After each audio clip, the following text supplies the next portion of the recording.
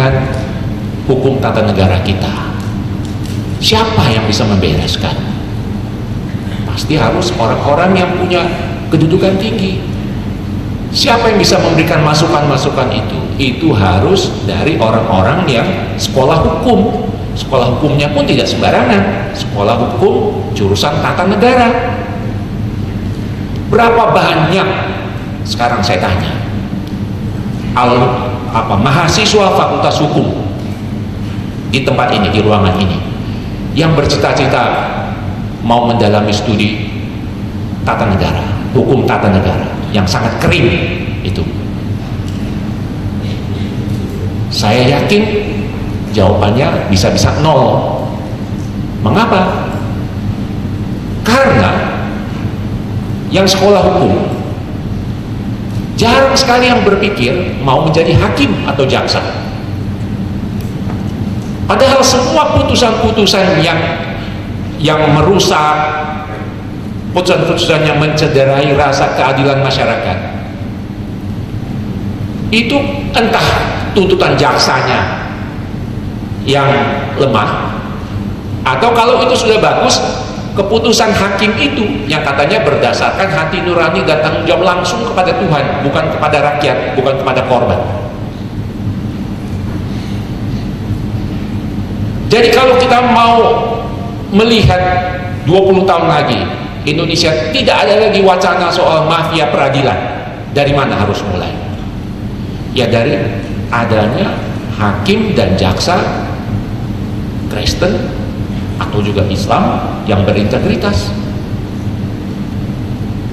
Nah sekarang kalau mahasiswa fakultas hukum tidak punya cita-cita jadi hakim atau jaksa, kalau sekarang lulusan terbaik fakultas hukum justru menghindari bidang-bidang itu dan lebih suka menjadi lawyer, maafkan, tidak mungkin kita akan melihat Indonesia bebas dari mafia peradilan pada tahun 2045 ketika merayakan 100 tahun Republik Indonesia. Gak mungkin. Maafkan, saya bukan tidak percaya mukjizat ya, tapi saya mengadakan itu harus dari kita. Kita sudah belajar tentang memikul salib, saudara. Saya sebagai pendeta, sebagai dosen, punya salib sendiri. Saudara sebagai orang Kristen juga punya salib. Kalau saudara menjadi pegawai negeri dengan gaji yang terukur, bisa diramalkan, tidak ada kejutan-kejutan, tetapi saudara tidak akan mati kelaparan, saudara tidak akan jadi peminta-minta, pasti itu. Dan saudara tidak akan terhina karena saudara terhormat sebagai pegawai negeri. Istilah kerennya dalam bahasa Inggris public servant, pelayan publik. Dan kita di Perkantas biasa bicara dengan bahasa pelayan. Kita pelayan.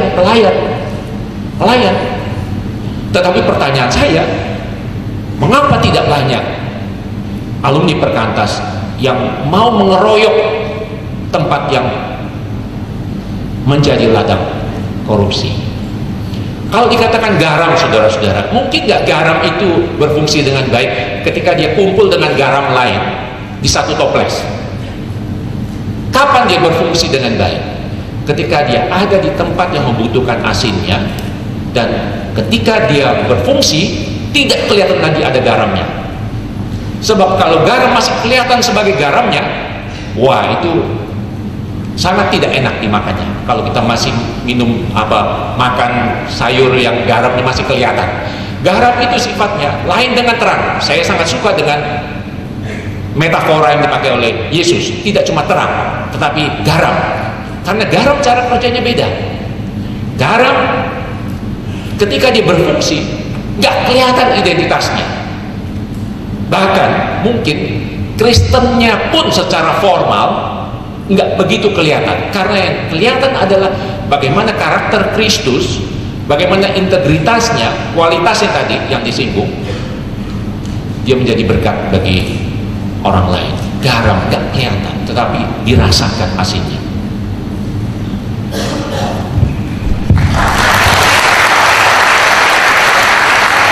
Oke, sebelum kita masuk dalam satu sesi diskusi interaktif, ada satu pertanyaan yang cukup ada beberapa pertanyaan dari teman-teman, terutama kepada Bapak Yongki lagi, Pak. Ya. Ini bicara tentang, semoga ini Pak jelas tentang kesalehan, Pak. Apakah ketika negara-negara yang sekuler mungkin tidak mengenal agama tetapi memiliki penataan negara yang lebih baik, kemudian dibandingkan dengan negara kita yang sebaliknya, apakah kita bisa telan mentah-mentah kalau begitu negara dengan berlandaskan agama seperti kita ini yang berlandaskan pada ketuhanan yang maha seperti ini adalah satu bentuk tata pemerintahan yang tidak baik gitu, Pak?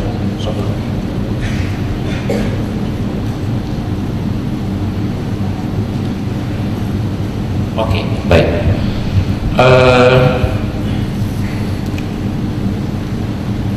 Sebenarnya sejarah di Eropa itu sudah belajar ketika agama dan negara jadi satu, lebih banyak muncul masalahnya, lebih banyak mudaratnya lah gitu.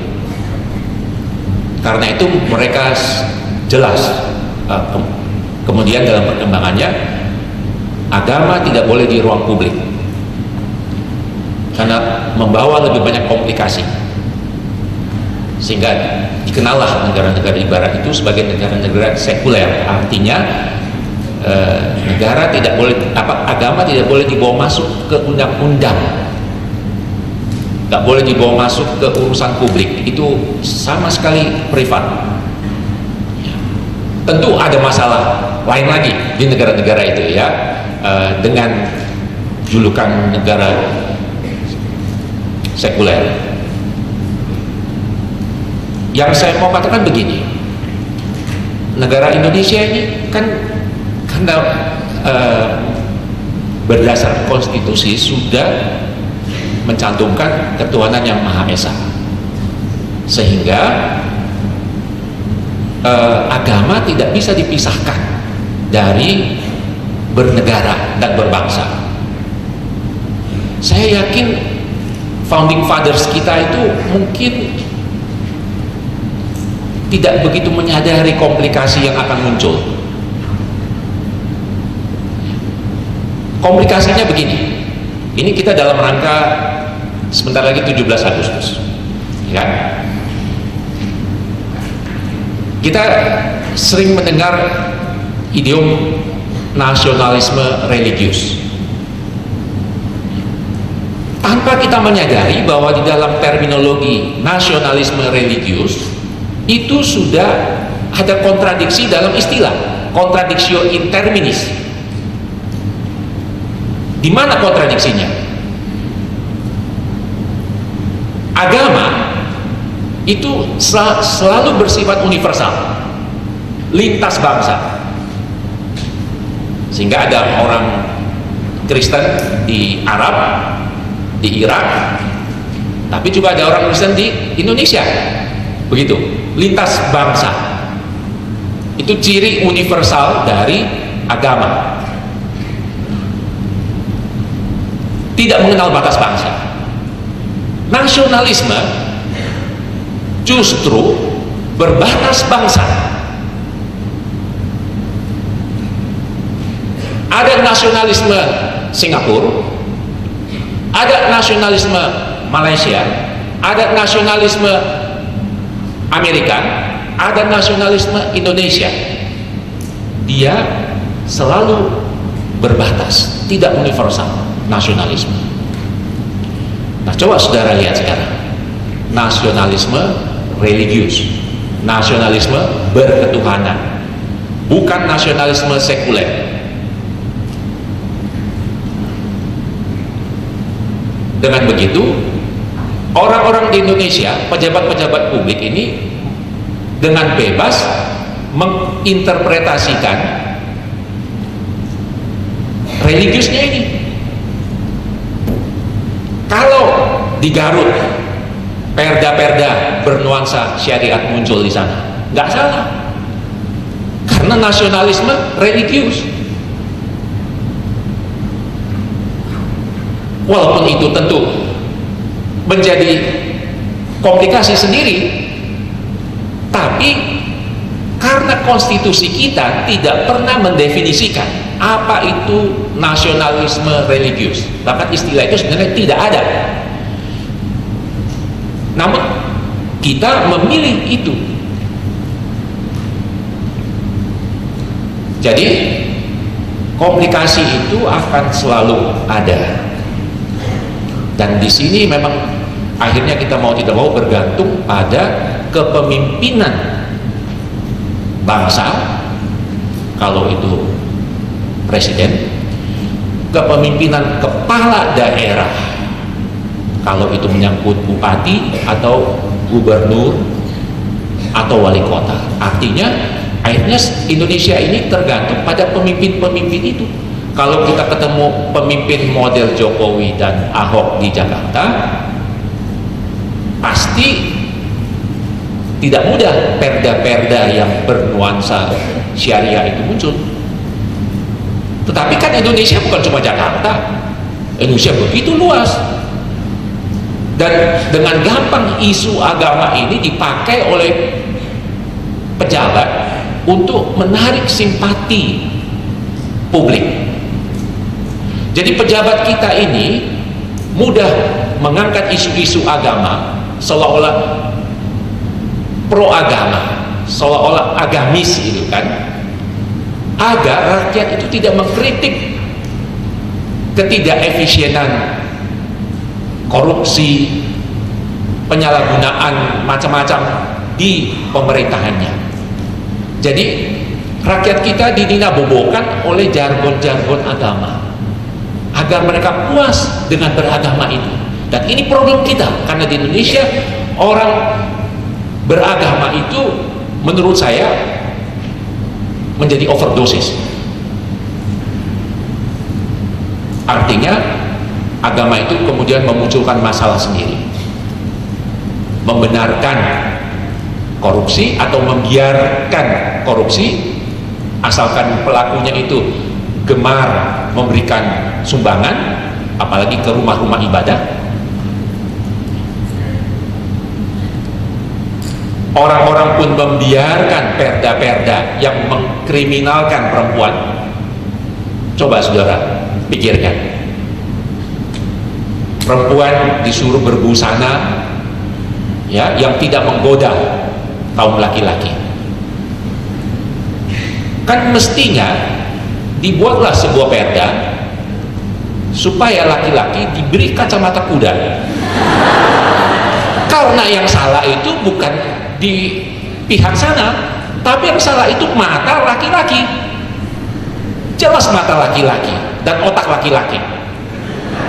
Banyak TKI kita di Arab Saudi, di Timur Tengah, sudah kita sering dengar cerita itu, bagaimana mereka dilecehkan. Padahal mereka itu tertutup dari kepala sampai kaki, cuma matanya saja yang kelihatan. Apanya yang kurang tertutup?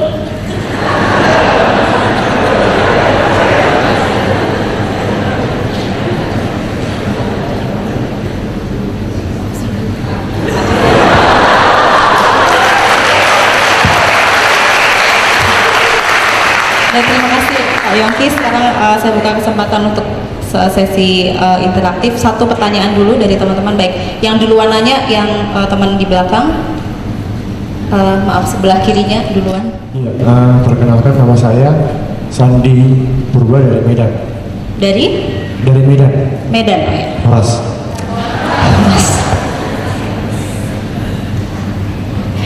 Singkat saja. Maaf saya potong dulu satu pertanyaan ya. Satu ya, supaya yang lain bisa punya kesempatan. Iya, terima kasih. 1 tahun ini saya lebih condong mendengarkan 4 pilar kebangsaan, yaitu Undang-Undang Dasar 45, Pancasila, NKRI, dan Bhinneka Tunggal Ika. Gitu. Yang kedua, teman-teman hadir di sini sudah berjuang untuk mengerjakan tugas akhir, bahkan juga permisi dari tempat pekerjaan.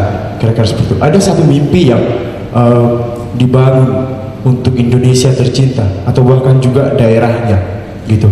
Yang menjadi pertanyaan saya, sistem pendidikan, sistem ekonomi, bahkan juga hukum di bangsa ini saya bermimpi kalau tadi Bang Ginting tadi ya sudah membuat aku apresiasi untuk setiap hal-hal yang sudah kita kerjakan gitu. Yang menjadi permasalahan yang hadir di sini itu harapannya satu langkah.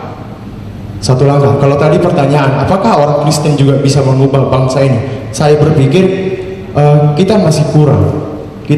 Sepakat dengan Pak Yogi Karmal tadi bahwasanya kita itu hanya sebagai motor saja untuk memanasi mereka untuk mengubah bangsa ini, kira-kira seperti itu. Yang menjadi pertanyaan saya, Bang, mungkin sama yang di tengah, yang saya lupa namanya, Pak Victor ya? Iya, Pak Victor. Sama Bang Victor tadi.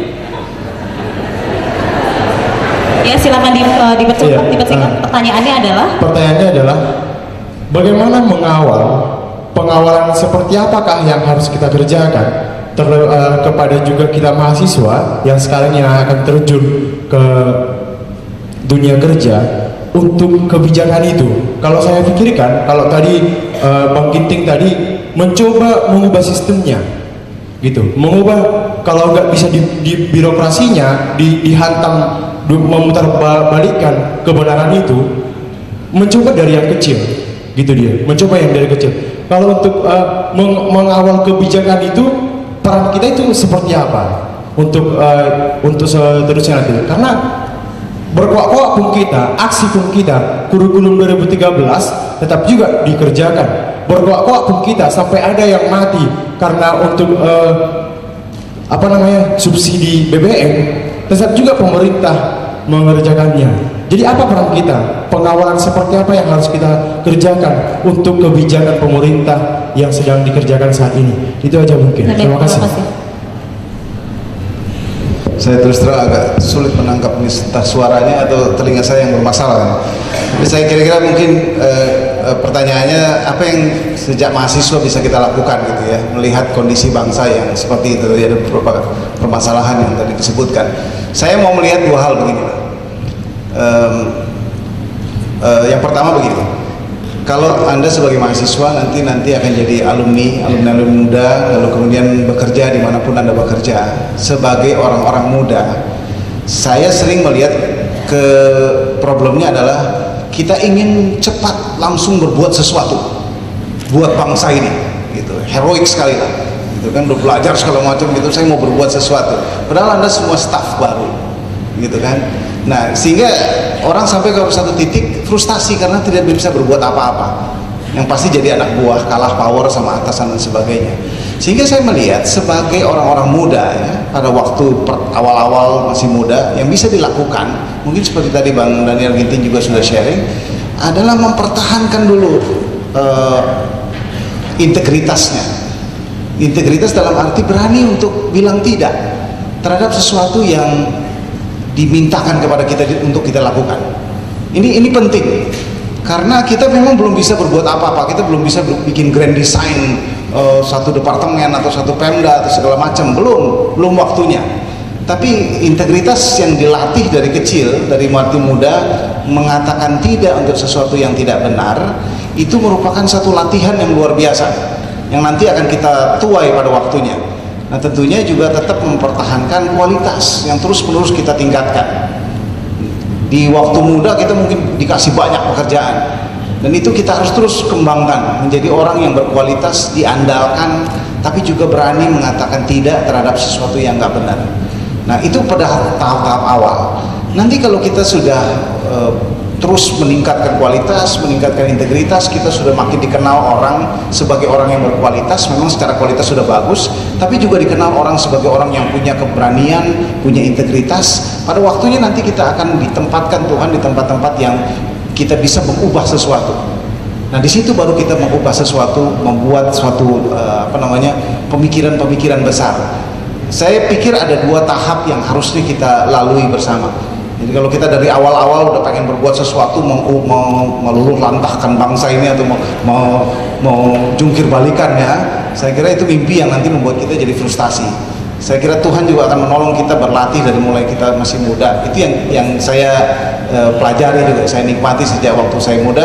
Memang kita nggak bisa berbuat apa-apa gitu, tapi saya berlatih untuk bilang tidak, untuk mencoba mempengaruhi at least peer saya, orang-orang yang di dekat saya, untuk bilang tidak kepada yang nggak benar, lalu berusaha untuk melakukan yang benar. Dan itu pola-pola latihan yang pada waktunya nanti akan membuat kita menjadi pemimpin-pemimpin yang pada waktunya akan mengubah bangsa ini. Itu yang bisa dilakukan, saya kira gitu.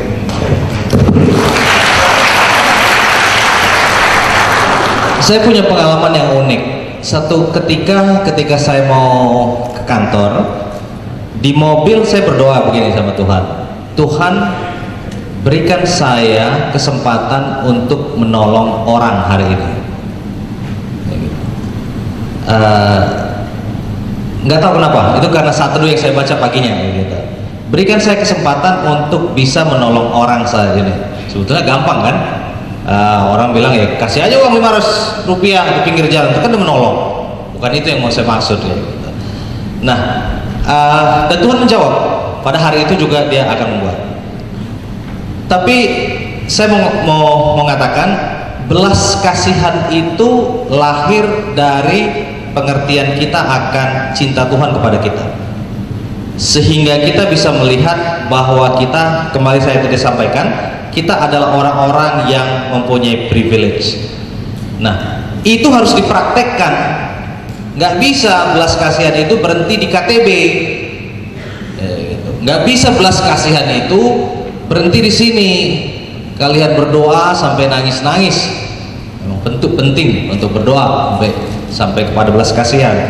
Tapi banyak sekali yang bisa dilakukan. Nah, jadi kalau nanti teman-teman nggak tahu kira-kira apa itu, ngomong aja ke saya kasih tahu. Banyak ya gitu ya. Tapi contoh yang paling sederhana, saya tuh kadang-kadang orangnya nggak suka mikir yang muluk-muluk tadi ya. Bang Peter bilang kita nggak bisa memutar sistem, menciptakan sistem yang baru. Apa yang bisa kita kerjakan lah kita lakukan. Contoh utama, seorang ibu datang ke saya mengatakan bahwa anaknya diminta mencontek, anaknya dipaksa memberikan jawaban pada ujian nasional. Saya punya dua pilihan, saya ngomong kepada dia dan saya berikan kata-kata penghiburan dan dia kembali, atau saya temanin dia memberikan konseling gitu, dan melakukan apa yang saya bisa lakukan. Saya mengambil jalan yang kedua beberapa tahun yang lalu. Lalu kita melakukan konseling dan melakukan apa yang bisa kita lakukan. Kita ketemu gubernur yang lama, kita ketemu departemen pendidikan, kita temui Komnas Anak, kita ketemui segala macam. Sampai akhirnya segala macam upaya tadi berbuah menjadi film dokumenter. Tidak pernah terpikirkan bahwa apa yang kita lakukan untuk melindungi kepentingan anak itu ternyata berbuah secara nasional. Itu menjadi suatu gerakan untuk tidak mencontek pada ujian nasional. Makanya ada slogan ujian nasional, jujur itu juara. Jujur saja sudah juara, jangan mementingkan nilai. Jadi tadi Bang, kalau menjawab pertanyaan bagaimana cara kita berbelas kasihan, ya berbuat. Banyak sekali ketidakadilan yang kita lihat di sekeliling kita, banyak sekali penindasan yang kita lihat di sekeliling kita. Lihat, doakan, dan lakukan ya. Jadi sama seperti si orang Samaria tadi, tidak berhenti dia hanya memandang dan mau tahu, tapi dia berbuat. Dan saya yakin, nanti teman-teman pikirkan, saya yakin teman-teman sekarang lagi mikirkan di sekitar saya apa yang tidak ada, yang terlihat ketidakadilan ya, penindasan, dan apalagi yang bisa berbuat belas kasihan. Itu akan dibukakan. Akan celaka kita kalau kita menutup-nutupin belas kasihan kita itu. Jadi kita terus membuat kita menjadi bebal, diri kita menjadi bebal, sehingga itu menjadi apa namanya ya, menjadi dam, menjadi kebas